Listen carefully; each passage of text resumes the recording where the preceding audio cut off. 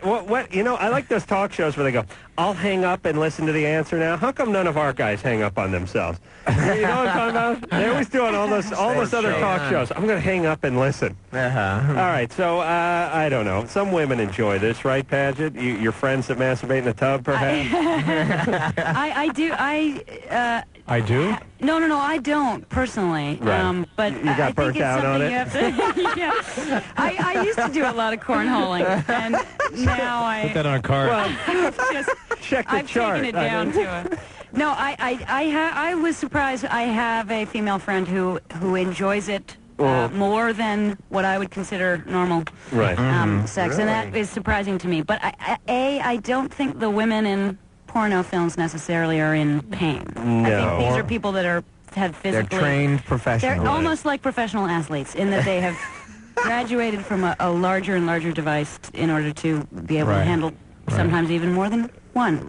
Gentleman caller. I'm kind of frightened by how much Paget knows about this. Yeah. Well, I'm not frightened. She did her homework. Yeah. My parents were teachers. They specialized in cornholing. Special ed. No, but I do think it is painful. I imagine, it is It's painful, one of those things and it's something you want to ask very nicely about, and I think you want to spend some time working towards that as a goal. Adam, you weren't here that night we had, was it Stacey Valentine in there? And she was talking about this, and she talks about how she had to use graduated, devices. Right. She started with my penis and worked up the run Jeremy.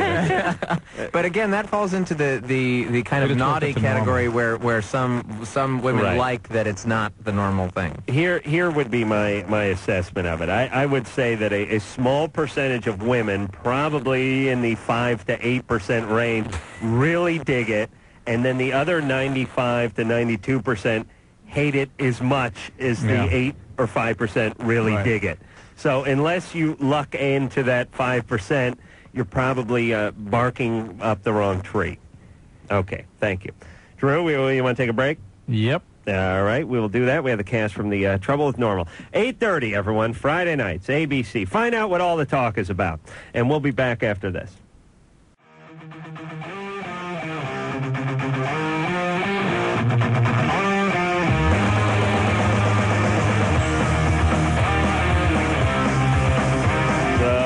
You mateys. Oh, no. I'm Adam Carolla. That is Dr. Drew. We have Larry, John, and Paget all here from the Trouble with Normal. ABC, everyone, Friday nights. That'll be the night after tomorrow, 8:30, right? And smack dab in the middle of, are they calling it something? I mean, it used to be TGIF. Now they're calling it, Yep, It's Friday. Swear to God. Really? Wish I was kidding. Genius. Really? Get on that mic. Sorry. That's all right. Forgetting. Are they calling it Yep, It's Friday? It's the first time John's done this show, by the way. So. Yeah. I was born and raised on this show. I'm a troll in the studio. I never leave. I never leave the building. Well, John, you've been in the business for quite some time. I mean, right? I mean, how old were you when you first started going in this business? I first started going. I was 4. And then you stopped. I was that kid on the Brady Bunch who they brought in when the ratings were sagging. The little Oliver kid. I was Oliver. No, I'm kidding. That was Robbie Wrist. I am going on Who Wants to Be a Millionaire, and I'm going to. But okay, now who can tell me the name? Nick Mancuso. No. Wait, we talked about this. The kid who was on the Partridge Family. The other kid that they brought in when the show was dying. And all right, and he sang those songs. It was Ricky something. Ricky, I don't know. Oh yeah, I've opened up a can of worms now. But my point being, I was 4. I did a commercial. That was when I started, and so there you go. All right, and Drew. Yep. How old were you when you got into this business? It was a fetus. Have you got in yet? I'm not sure if you're in. Are you in now? I'm not in. No, I'm not in. I'm still not in. Kim? Yeah. You're 19. What's up? Hi. I had a question about HPV. Right. I had Warts, a friend everybody. that contracted it about a year ago, and I just want to know how it's spread. Like, is it just sexually? Yes. Almost exclusively, yes. Oh, okay. That's just about it. And again, there's a lot more information coming about the warts these days, that there are certain subtypes that may go away, may have for 3 to 5 years or so, and then spontaneously they resolve. And the people that have that particular subtype are not necessarily at such high risk of, say, cervical cancer as those for whom the warts persist. And there's good evidence that anal warts also, genital warts that get to the anal region, can put people at risk for anal cancer. Oh, it's just hard to find, like, information on it. Like, we were trying to find it because he can't get much on it, so it was really... It's, check out, we did tons of it at drdrew.com about it. Yeah, that's where we looked. And we didn't have any information about it? Well, they did, but just not, like how it was spread and, like, a lot of detail and stuff. Well, plus there's going to be that big Fox anal warts Christmas special. Right. I was so up you for can wait for that. I was up for the part of one of the warts, actually. I said I was too tall. Oh, goodness. We need guys, but we need guys 5'8" and under, they said, to play the warts. But the testicles are were still open. We were looking pretty seriously at DeCarlo. But he may be in Vancouver working on a project, and if he is, you can play one of the sacks. Gabriel. Right, can you dance? Gabriel? Yes. Gabriel, 18. Gabriel, you're 18. What's going on? About 4 months ago, I had a really good friend that was helping me out because I was going through a lot of trouble. And me and her got really close.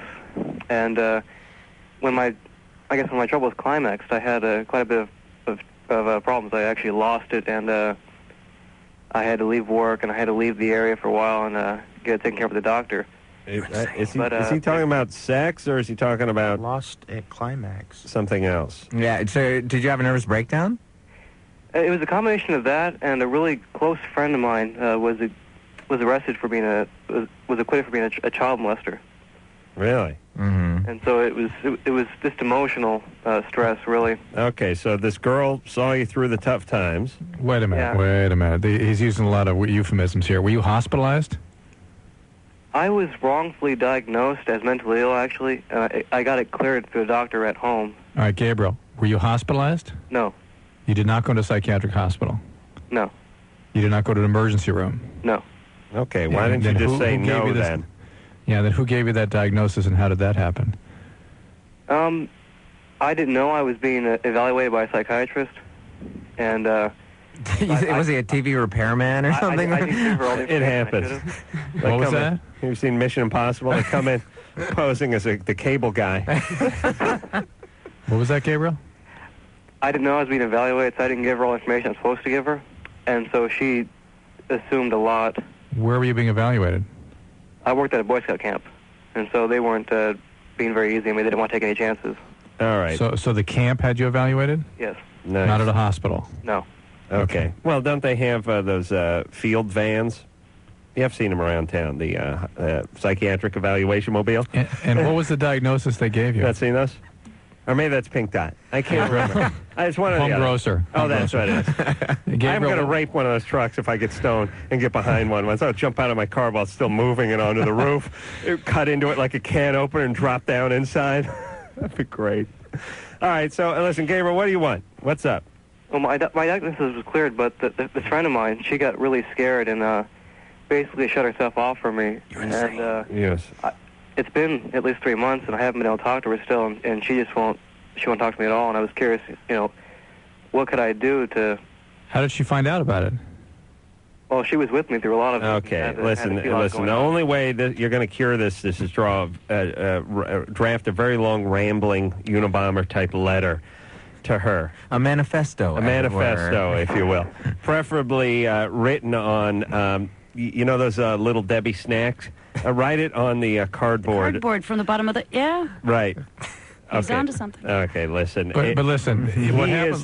He is a little nutty. There's something going on with him. And when people have intense emotional disturbances, they often lose their insight. They aren't aware what they've done or aren't how they're perceived. Well, isn't that part of being nuts? Yeah. Isn't it a big part?